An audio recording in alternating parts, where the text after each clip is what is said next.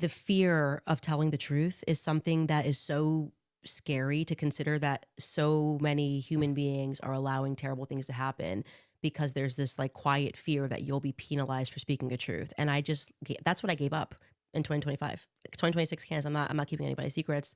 But to your point about the USS Liberty, just to show you how far this goes in terms of protecting the secret, Phil Turney sent me a letter, and one of the survivors of the USS Liberty.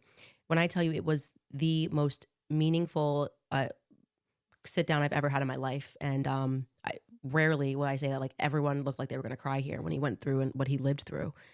And you listen to him, you just know he's telling the truth. You don't even need to hear anything else. The emotionality still lives in him. And since from time he was 20 and now he's 76, that he just wants the story to be told about what happened to his mates on that boat. And I did this episode with him, met him, looked him in the eye, cried with him.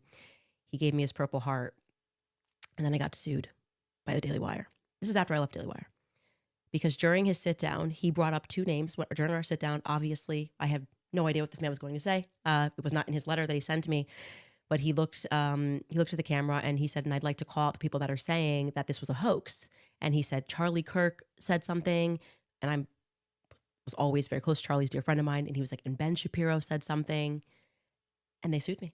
Wow. They sued me for allowing a survivor to tell his story.